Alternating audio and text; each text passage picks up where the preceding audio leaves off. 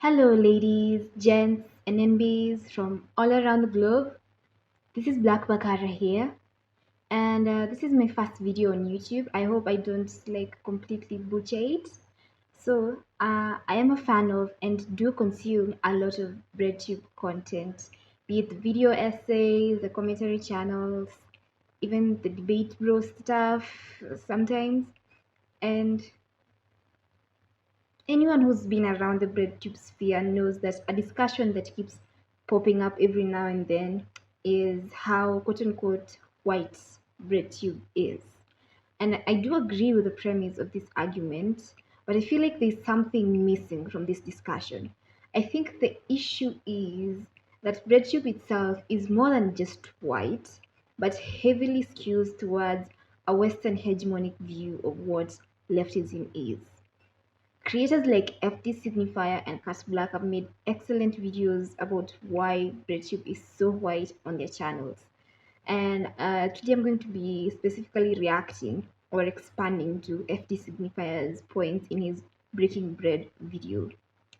Because when I was watching him, I got the feeling that when he was talking about marginalization, he was talking about people of color within boundaries of Western nation, specifically African American Black people in the United States.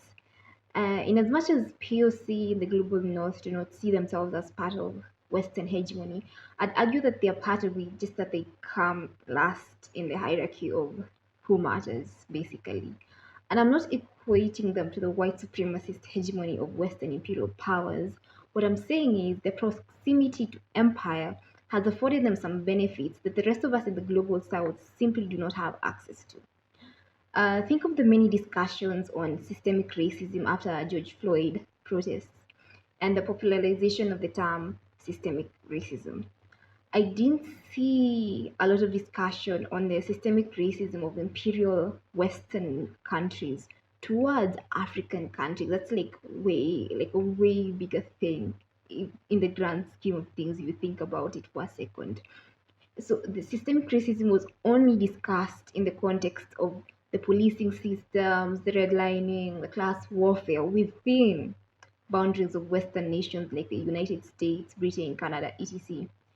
But as I highlighted earlier, systemic racism extends to the global sphere as well. Put a pin on that.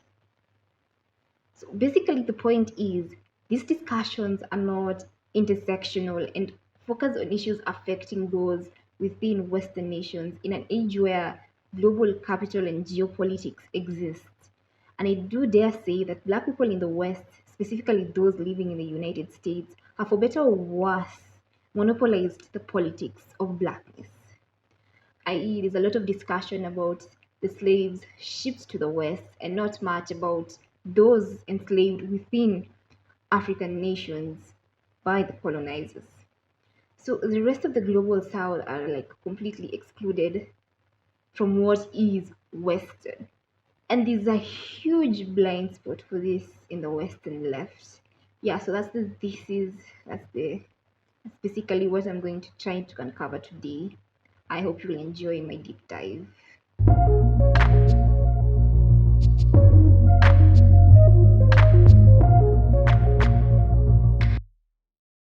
The material conditions of being a breadtuber are different for working classes in the global north compared to those in the global south. So purchasing power of those in the global north is obviously much higher. They can therefore purchase cheap consumer goods made from exploitative extraction industries and cheap labor in the global south. With that in mind, I'm going to compare everyone's biggest monthly expense, which is rent, to the prices it would take to get a basic YouTuber starter kit. So I have a couple of friends from around the globe, and some of them are in first world countries, and none of them have this kind of ratio. Maybe we add in a good laptop, but for a mic, camera, and Adobe Studio, no. And you all know what YouTube is like. Channel success is not exactly guaranteed, so it would basically be a hobby. So without a surefire way for a return on investment, this barrier will mean that there's less people in the global south making highly edited and well-researched breadtube videos. I didn't even add an estimate to the cost of books and research papers that someone would need for such a channel. I came across this art in a lower middle class area. Look at it, it has all the greats. You have Che Guevara, Thomas Sankara, and even Marx. I'm sorry the footage is kind of shitty. I don't own an iPhone. I've seen the artist who did this work, and he's not well off. So do you think he could afford a camera and a mic to justify starting a hobby YouTube channel? At least I have a laptop, and the good laptop here is, I had shown you earlier, it's like 7 times my rent. So this person, all he could do was use the extra paint from the furniture craft store he works in to express himself here in an abandoned rusty iron roof building. I wanted to know his story. What did he think about these figures that he'd spent so much time painting? Imagine how much of a perspective this man has to offer the world. I'm sure those in the global west, and to an extent even myself, probably think that someone like him couldn't possibly be aware of or have read about these figures in the video. But our voices will probably never reach a broader audience because the instruments to do so have effectively priced us out. So, yeah, that's something to think about, that the ideas of all of these people will basically never reach a wide audience. And that's the marketplace of ideas for you. Only the relatively wealthy have access to it.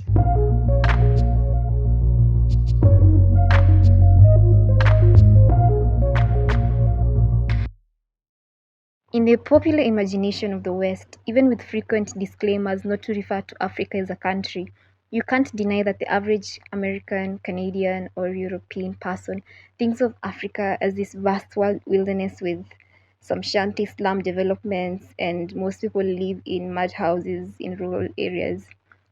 This or this or this isn't what comes to mind, but this and this. It's not really their fault as much for thinking like this.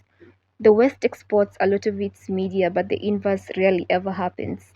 Gems like Sugar on Netflix, which is a fairly well made representation of Kenyan urban culture in the 2000s, would probably never be watched by a Western audience. So the West's idea of what African countries and what Africa as a whole looks like is shaped by media made in the West, which is not so good representation. They will have maybe watched something like Lion King, Beasts of No Nation, something about diamonds. There was a movie about diamonds. Yeah, with Leonardo DiCaprio. Yeah, this one. And you know what those movies are about. It doesn't help that various African countries do lean into the Africa is a vast wilderness thing by having the imagery in their tourist promos. And it becomes these self-perpetuating narratives. The Westerners and travel bloggers who come here are attracted to those aspects of African countries and not the urban or semi-rural cultures. I've had people in group chats ask me if I know an animal called an orangutan, as because I'm just supposed to know what that is somehow. I'm just supposed to know every species of monkey there is somehow. Even though some communities do live in game reserves, they are a fraction of a fraction of a fraction of the population. Most of us live in urban centers and don't really ever come into contact with wildlife unless we go to parks or zoos. Then there's the starving children images to guilt people into donating to NGOs, which subsequently become de facto governments of some regions by fostering dependence on their services, but we'll talk about that some other time. Look, yes, there's millions of African people in different countries living in very, very shit conditions, but the continent has 2 billion people. A percentage of those are relatively okay and would be like 100 times better if imperial powers weren't interfering in local elections and setting prices that benefit them. And also, the WTO is a thing. And blah, blah, blah, the effects of globalization. I will link a nice podcast about the WTO, and we'll also come back to destroy the WTO sometime later. Now, with that analysis of the broader racial bias of the West toward a diversity of African people, How do you think YouTube and its viewers would treat a channel like Hidase, for example? In the F.D Signifier video, he correctly identified that the default viewer for YouTube content is a Western white person, and that the algorithm caters to their tastes. That the algorithm and its target audience had an implicit bias towards content created by POC. That most of the audience will have seen a video on critical race theory from a white creator as opposed to a black creator, because the algorithm doesn't know what to do with black content creators on educational leftist videos, because it had pigeonholed people into specific content pools, like chemi whatever Kevin whatever Kevin Samuels makes. So, what content is most successful for African content creators which reaches a global audience? It's probably travel content, poverty porn documentaries, sports, fitness, and apolitical funny stuff. So YouTube will be more likely to flag a video dissecting leftist ideas in a specifically African context as just local content, and thus the algorithm will only circulate it to local users. Then we'll run into the trouble of the economic barriers that we mentioned earlier. So that means there's like less people producing leftist YouTube videos. So there's like even no local pigeonhole that exists to funnel local viewers into. Hence, the channel probably will go nowhere. Or if it has the name Africa in the title or an African country, it might be pigeonholed into travel content, therefore making it more accessible to a global audience. But the majority of who that global audience will be more interested in the whole notion of Africa as a safari destination thing, far more than the political leftist commentary stuff. So that's basically stopping it dead in the tracks. And since the West, especially in America, is the center of the world, and the average American can't even point out countries the government wants to quote unquote democratize on a map, why would YouTube recommend content that looks into the politics of a specific region in Africa to the Breadtube crowd if they didn't search it up themselves or show interest in it themselves? It will probably promote it to local viewers, but not further.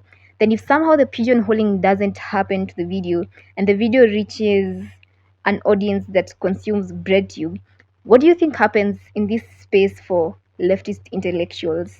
Khadija here talks about the aesthetics of intellectualism and how AAVE and blackness is seen as less intelligent.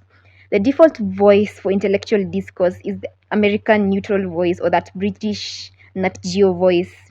I'd argue that on the hierarchy of accents, the African English accent and being African probably ranks lowest on the intellectual scale. Why is this? Because of this view as Africa being this place ravaged by poverty, and these aesthetics don't really give off the philosopher vibes and intellectualism vibes. But even if the aesthetics matched, there's little to no representation of different African accents in Western media. And the little there is usually played for jokes, or the actors are African American and don't really do it justice, or the characters are forgettable side characters. At least with AAVE, there is enough of it in Western media that most are familiar with it enough to even appropriate and make cool TikToks with. African accents, not so much. And we desperately need the representation. Our brains have a bias against foreign accents, especially if we haven't had enough exposure to them.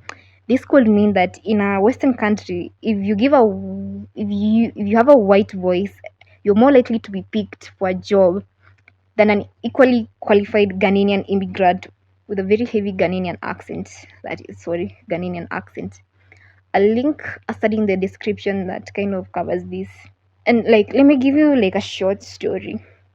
So I was in an international Zoom call with a bunch of people from around the globe. I spoke for a while. Then someone asked me, "Are you Nigerian?" And I was like, "No, I'm not Nigerian. I'm Kenyan." If I tried to do a Nigerian accent, Nigerians would laugh at me. They'd laugh me out of the room. But some random guy thought I was a Nigerian because I guess we all sound the same to him. There's like no representation. And even in films like Black Panther, a movie that made my ears bleed from those accents, the representation was It was complicated, and I don't know why they didn't have the characters be from different African nations, a Ghanaian, a Nigerian, a Kenyan, a Namibian, a South African. I don't care how you justify it in the law, but like, you had the chance and you wasted it on these weird. I could see everyone's face in the people like around me in the theater were like, it got some while to get used to that bastardization of accents, honestly. And the film as a whole feels like an amalgamation of different African cultures and art, sort of like just borrowing the aesthetics and like putting them together. It didn't vibe with me. This film will not age well, honestly. It will not age well, and I will come back and destroy it some other day, but not now. So, anyway, back to the topic. With all that bias in mind, do you think the audience that consumes Breadtube will necessarily see a person in the global south with their weird ass accent and without having a claim to it via the media they consume? Will they think that this person was intelligent and worth listening to? I don't know. I think we might have some problems. I mean, an African accent isn't what you think of when you're thinking of Einstein speaking, is it? This view of who is intellectual and Africa being poor and uncivilized has rippling effects outside of YouTube. Take, for example, during the AIDS crisis when South Africa attempted to try and locally produce generic versions of ARVs, the ever so liberal West offered to do charity instead because apparently South Africa couldn't produce good enough drugs. Same thing is happening right now with COVID. Of course, the real issue under all of this racism is really IP protections. But nonetheless, very racist justifications are given as to why Africa can't possibly produce these drugs.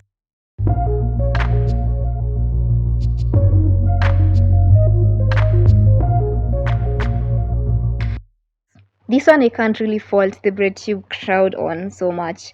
After all, there's a saying, charity begins at home. Understandably, a lot of leftists concentrate on domestic policies of their home countries. That's why the analysis of systemic racism centered on issues affecting black people in the United States. I get it. But the rest of us in the global south are left to wonder. While you build your social democracies at home, do you think about these systems of unequal trade between countries? Do you think about the WTO and how it has so really fucked the global south? What does it mean for the average person in the global north if countries in the global south were to be compensated fairly for their resources, if fairer trade agreements were to be met? These are important questions that need to be in popular discourse.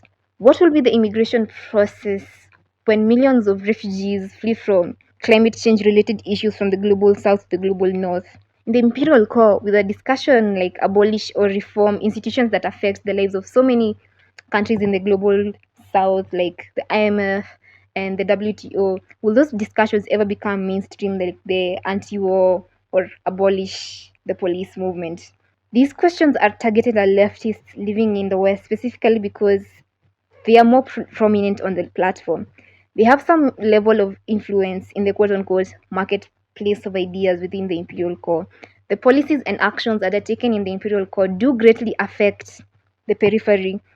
And if they in some way influence policy that affects the global south, it's a fucking positive. I wish there was more creators on this platform from the global south and that may sort of influence and trade and share knowledge on here. But the material conditions, the YouTube algorithm, and maybe language barriers make this cooperation very difficult. There's so many perspectives missing, and that's why I'm challenging the people who already have the social capital to look and really look into issues in the global south beyond just the surface level talking points. There's numerous books which have been written by people in the global south and also people in the global north. I suppose I could start those conversations myself, but my imagination is kind of limited by virtue of me being a STEM Andy.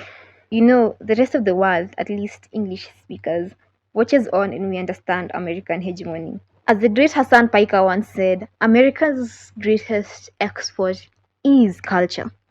So whatever discourse the left churns up that somehow makes it into the liberal mainstream will be heard the world over. So here's an idea.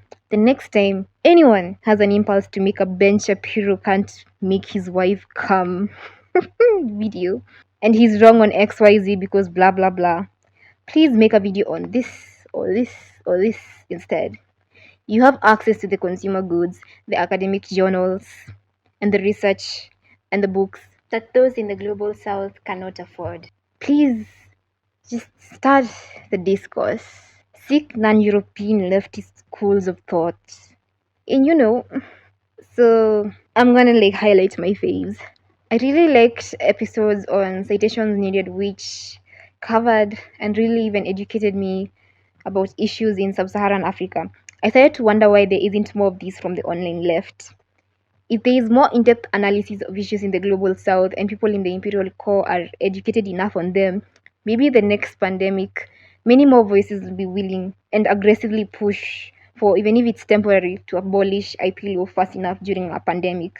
Because maybe by then everyone understands necropolitics and doesn't have this idea that their life is worth more than someone in the global south just so that Pfizer can hold on to some life-saving patents. Maybe next time someone acts like queer acceptance is a solely Western thing, when the very same empires that destroyed and erased cultures of native African people and their missionaries forced religious values and texts onto these populations which are heavily anti-queer and enforce heterosexual hegemony, then turn around and act all high and mighty for legalizing gay marriage before those backwards third world countries.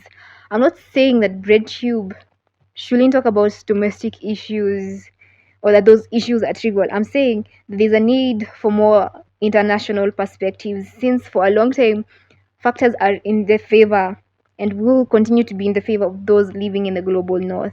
So I ask you to take this challenge. I'll link videos and podcasts that I think talk about issues in the global south well in the description to serve as examples.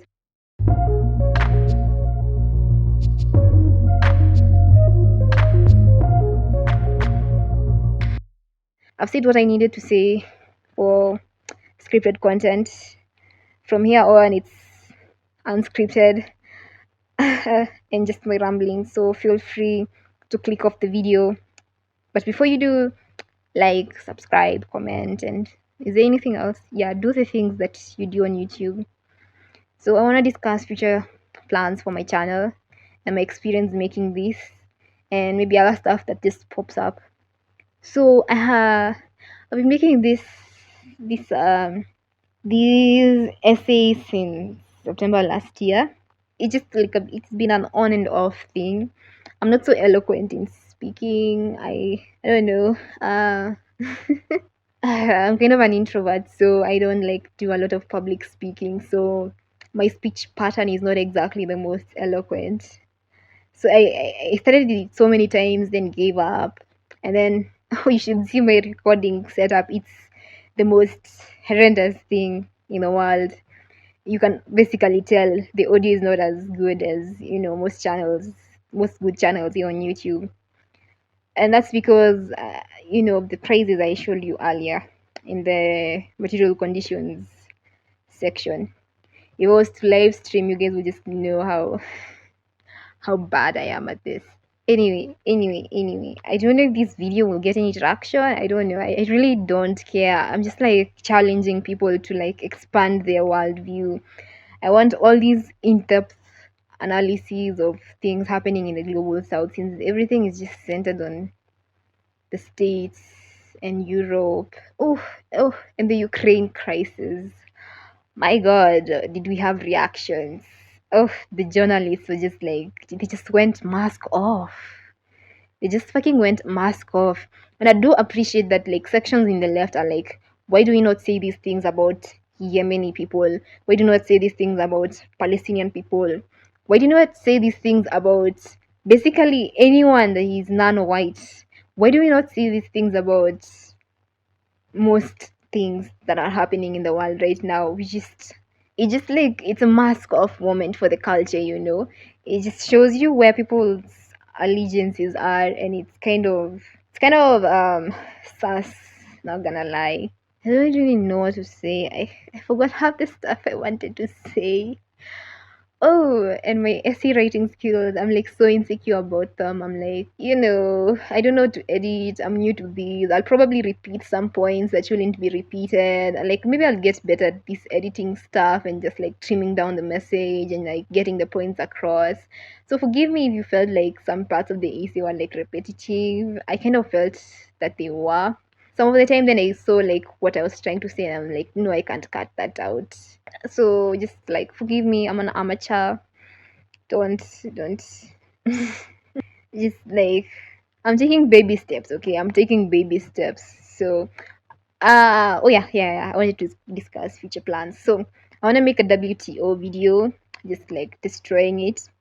Oh, and then before the WTO video, I wanna make a tourism video because that is a gold mine of content right there. Like that's let me show you a clip. This guy, I felt secondhand embarrassment, and I was like, just like, I have to make a video about this. I have to. I freaking have to make a video about this. I have to make a video just destroying the entire tourism industrial complex. I can't help it. It's yeah. So there's also other content I'm thinking of making, but like it will come out slowly because like you know I'm pretty sure my essay making skills are shit. Maybe I will improve over time. But like, first time jitters and stuff and you always want to put the best of yourself out there, but like sometimes you just acknowledge that like I'm a noob, let's get this out there, let's just go full steam ahead. Yeah, so thank you for listening. Bye.